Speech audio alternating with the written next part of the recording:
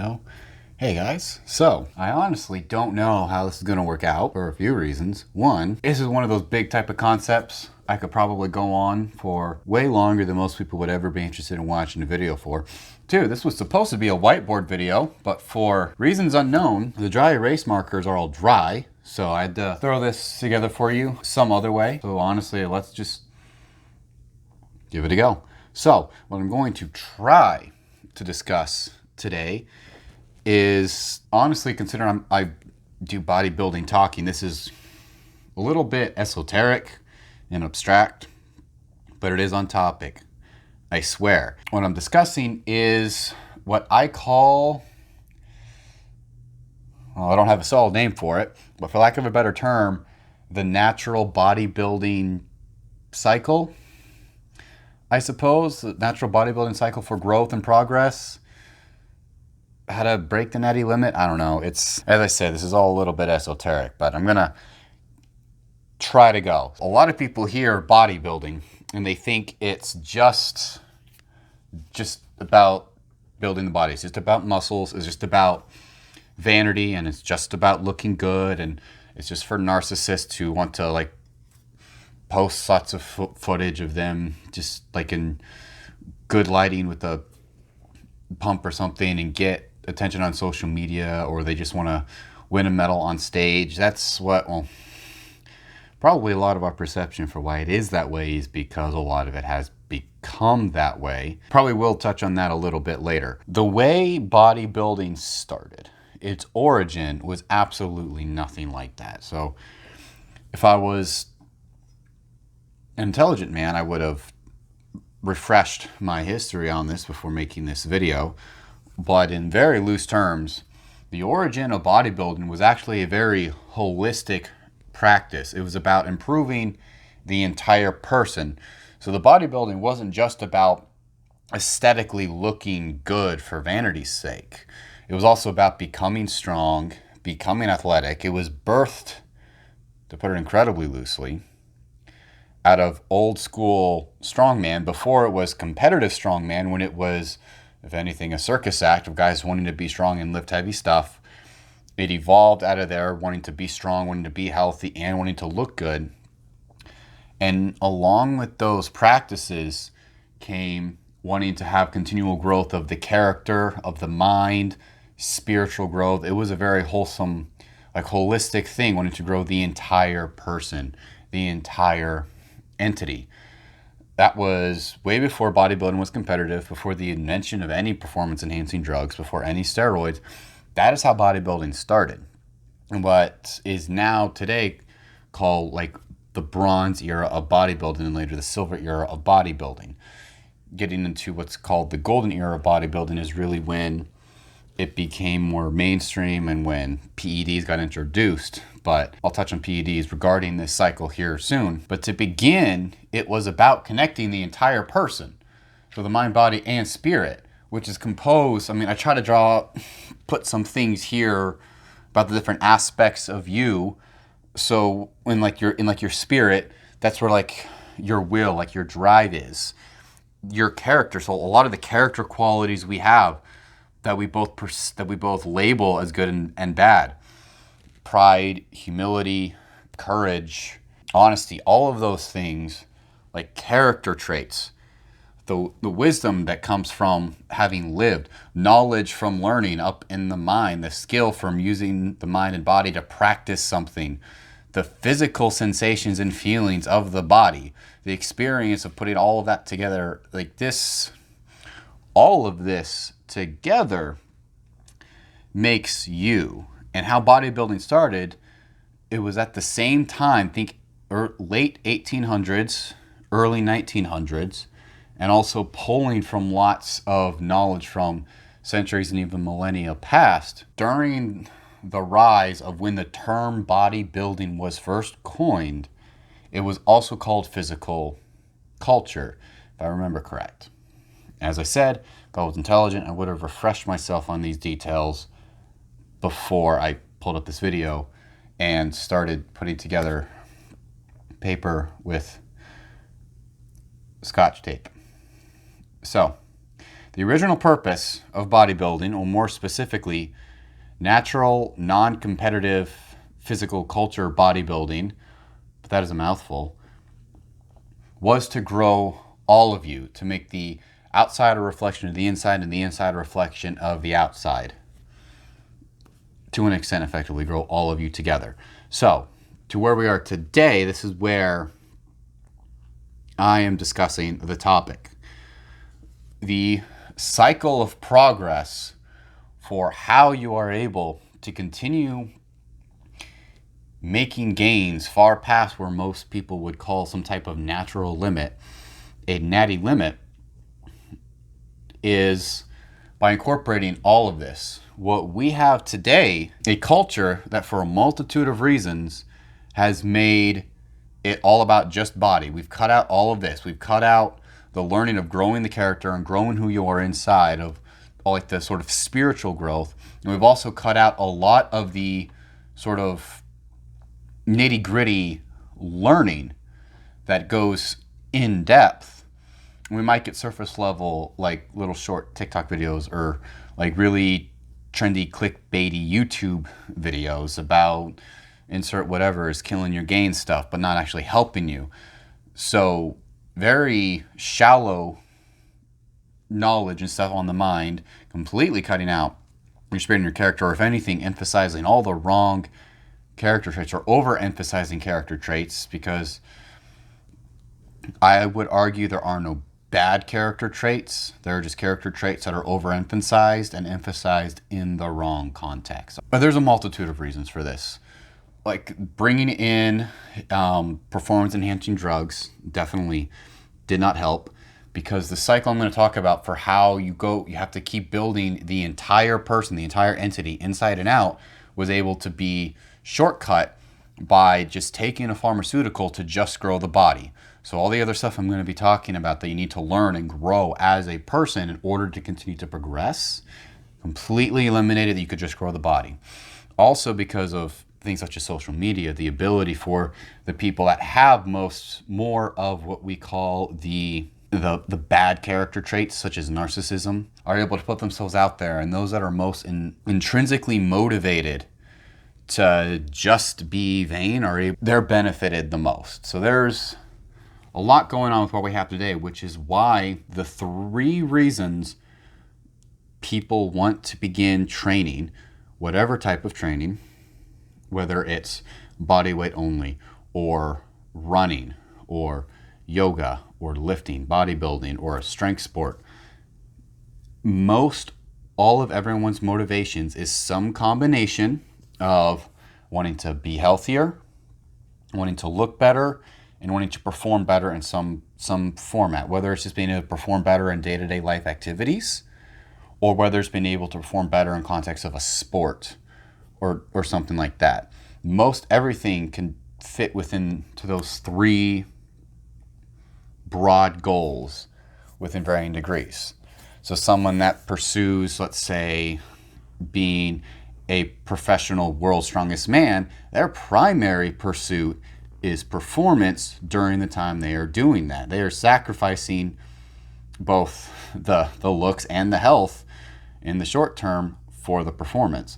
But there are other people who do it predominantly just to be healthy and perform better, predominantly for the health. There's a number of combinations of those 3 things, but almost everybody's goals is one or more of those 3 items. However, because of multiple factors completely breaking this cycle today, a lot of people feel that it is bad to want to focus on the physical and want to look good.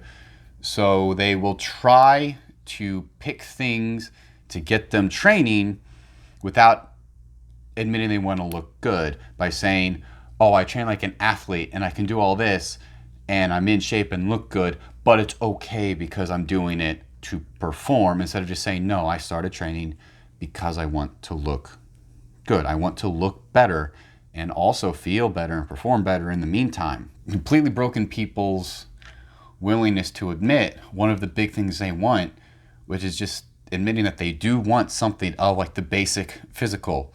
something that is superficial and skin deep. But here's a little thing that you may not know. Without your skin, you would die. So even the skin deep stuff has its place, is important.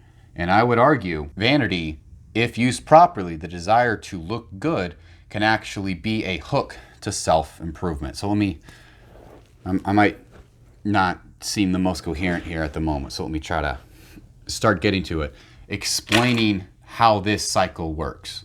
So we have a lot in the lifting world, a lot in bodybuilding and other relevant, all in the lifting world. As I said, we all use many of the same tools and we all train in the same space. We have a lot of people who get stuck in the beginner phase of training and can't get past intermediate, and they believe that there's a very low natural limit. That's also partially another one of the factors is because of a lot of natty or not videos. People see a physique that X person used drugs to get said physique, but what the viewers of that natty or not video hear isn't this person took drugs to get an otherwise naturally attainable physique. No, what they hear is it takes drugs to get this physique.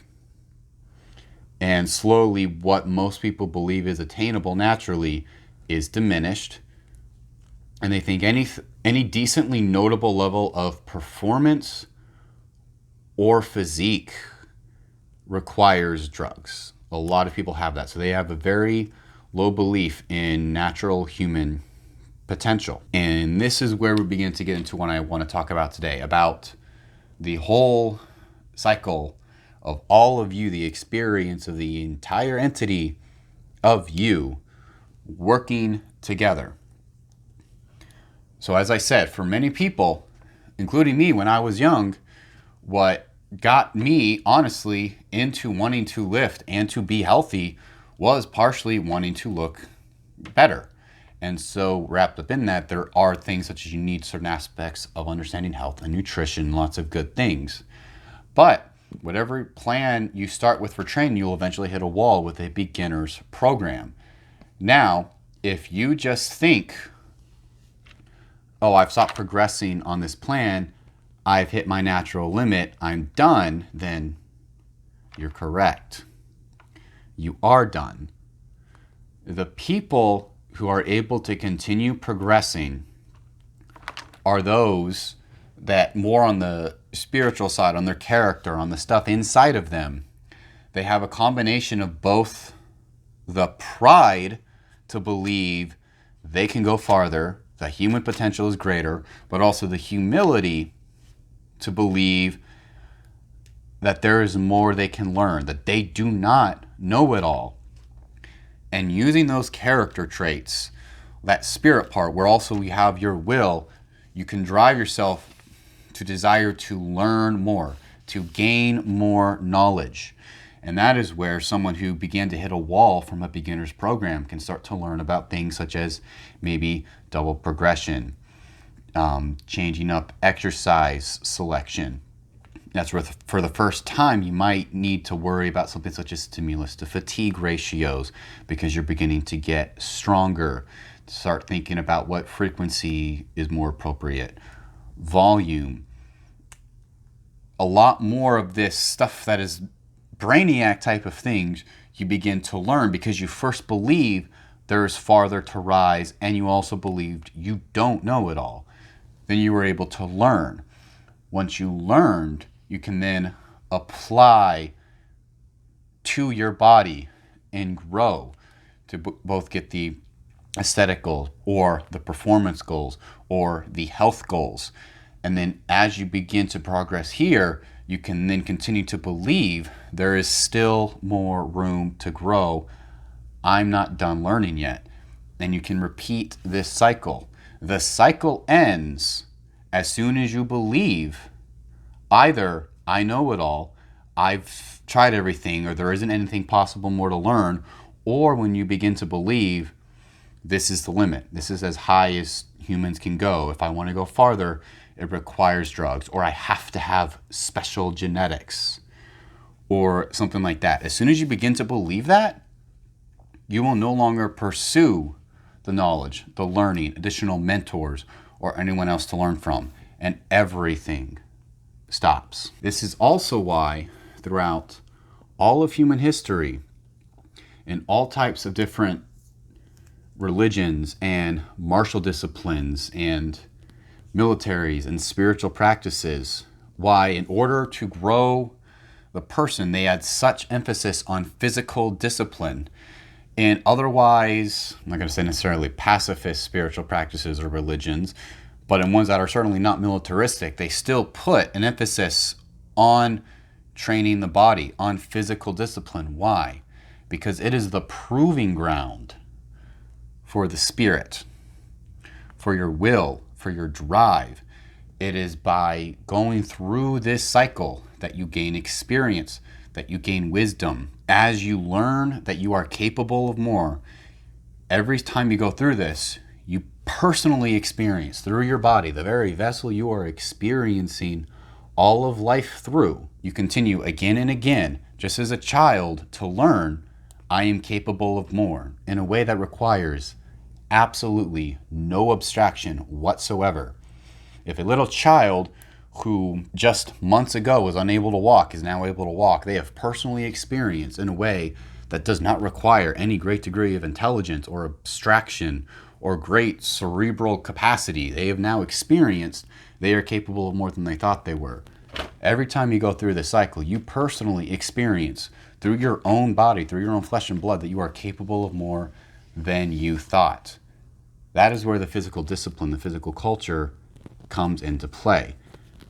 And from that personal experience, you are able to learn, I am capable of more. And from there, once you have built up your spirit through that way, you can then abstract into your mind, if my body is capable of more than I believed, what else am I capable of? What is my mind capable of beyond what I thought was possible beforehand? Hopefully I'm being coherent. I'd contemplated putting this off later to see if I could try to collect my thoughts better, but I figured, no, may as well just go for it. So hopefully this is making some sense. To further emphasize this point, I'll actually tell you a story I had when I was young. I can't quite remember, ballparking 14-ish, maybe.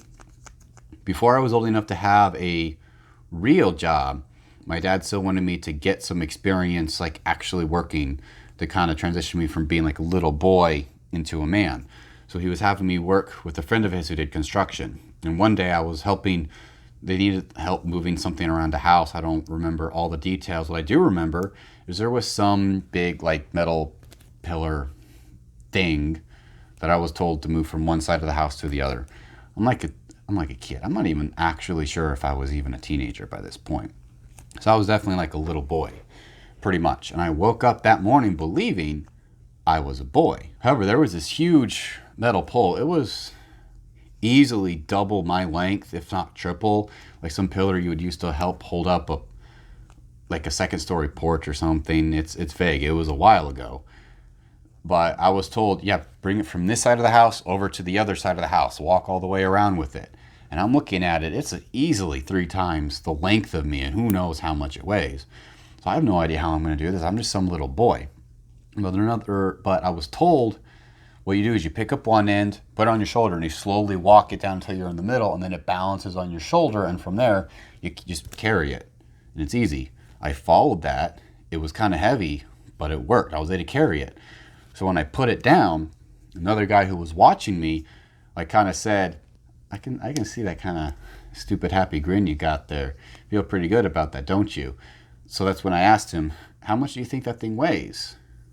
And he told me, probably like 200 pounds or something like that. The number he told me didn't matter, whether it was true or not. All that mattered is that it was small enough to be believable, but big enough to stretch what I believed was possible. So the idea of me picking up and carrying a 200-pound metal something didn't initially compute. 200 pounds is something that a man carries on his shoulders, not a little boy. So that was like a It fractured at the time my current belief, the current level of pride, you could say, I had in the who I was, in my character, that I was a little boy. It fractured that because I woke up thinking I'm just some little boy. I do what little boys do. These things are what men do or what adults do. Over here is what little boys, what kids do. And yet that day I did something that in my mind an adult does, a man does. And it was that physical experience that was able to begin pushing me further through the cycle, that from a direct experience with my body, I was able to begin to question how much I'm capable of.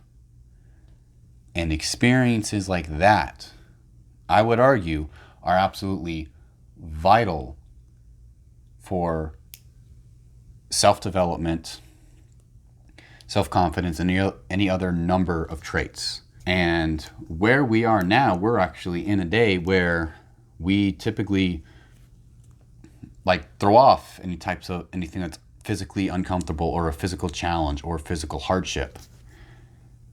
And we do not attempt to get into this cycle of improving all of the self, all aspects of you. That is how I believe the natural cycle of bodybuilding. Bodybuilding meaning not just physically training the muscles, but training the entirety of the body and the person, the self, who you are inside and outside, so they are a reflection of each other, to continue to push all of you to greater heights.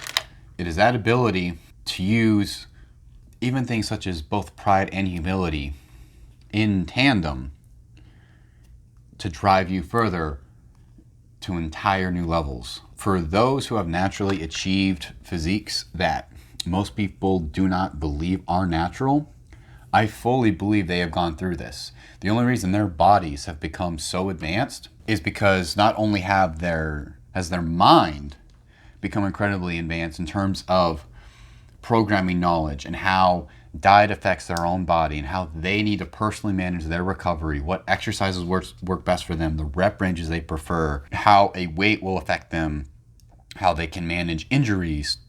All of that technical knowledge has had to gone to an extreme. It is required naturally to have an extreme level of knowledge to get to an extreme level of body. But in there, spiritually, they've had to grow. Their character has had to grow tremendously. The ability to push himself that hard, because as time goes on, you have to continue to adapt more of your life and make more ongoing changes very slowly and incrementally in order to achieve that level of progress. So the person they've had to become internally, not just in their mind, but in who they are as a person, has had to be pushed, because not only just in the physical workouts where you have to push, but the willingness to keep questioning what you know and continuing to have the belief in what you are capable of, not only human potential, but your own personal potential. And from that desire, keep experimenting, keep pursuing knowledge, even though everyone around you says you're already at the limit. There's no more point in trying. You can't get any bigger. You can't get any stronger. You can't perform any better. People that have achieved elite levels naturally have said, no, I believe there are higher heights to ascend to, so I'm going to keep looking. I do not know it all. I am not done. There is still more. I will find that knowledge. I will pursue it. I will experiment. I will continue to learn, and I will continue to apply that knowledge, continue to practice, continue to research, continue to appreciate everything else I have found, and I will keep going. For every little experience, for every little thing, I will continue to make more of that. I will make one thing 10,000 things, and I will keep going. I won't stop. So I just said I won't stop. I probably need to stop, because hopefully I've made my point. If I haven't made my point by this time, I don't know how long I would have to go on. So if after making this video, I end up realizing I left some points unfinished, or there's more depth I can go into, or I get some good feedback or additional questions or something, I could always do a follow-up. But for now, if I don't want to let myself go on for an entire hour total, I need to cut myself off. If by some miracle you are still watching, I appreciate your time. For now, thanks for joining me.